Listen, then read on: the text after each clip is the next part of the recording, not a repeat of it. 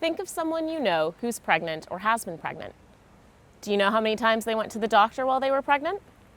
The World Health Organization recommends 8 of these antenatal care visits during pregnancy, where pregnant women and their families receive important health information and health providers can identify and treat any potential complications.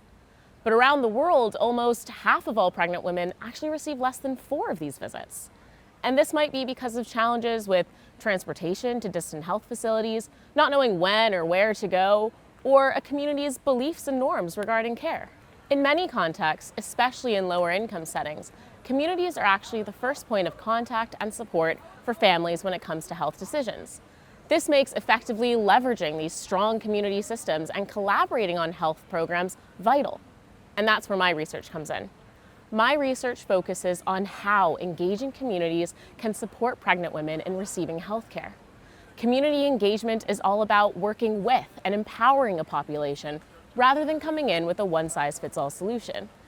In these approaches, community members are involved as owners of the program because they know the challenges and the needs of their community, and this can help to improve health in their community. By partnering with a local organization in Zambia, I examined how their program uses community engagement to improve healthcare seeking during pregnancy.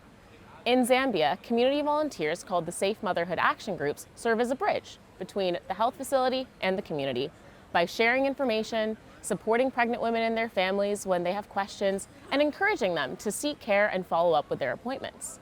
We know that this community engagement is important, but what we didn't know is why and how it works. How do these volunteers interact with their neighbors? Do families listen to them because they're friends with them or because they're intimidated by them?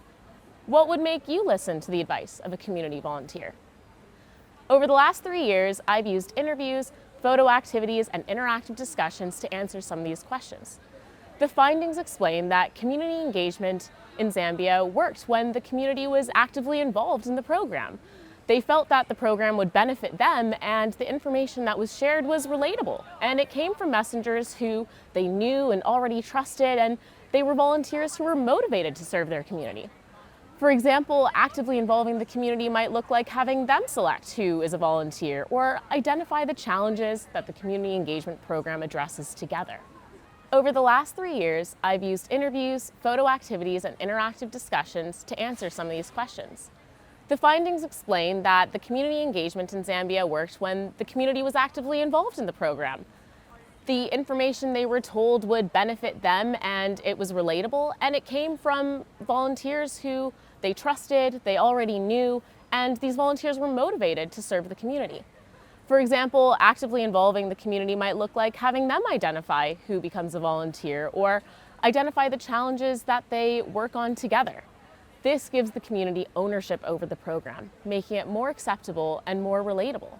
We can apply these lessons from Zambia, these community engagement tips and tricks, to strengthen a range of different health programs in different countries and different settings.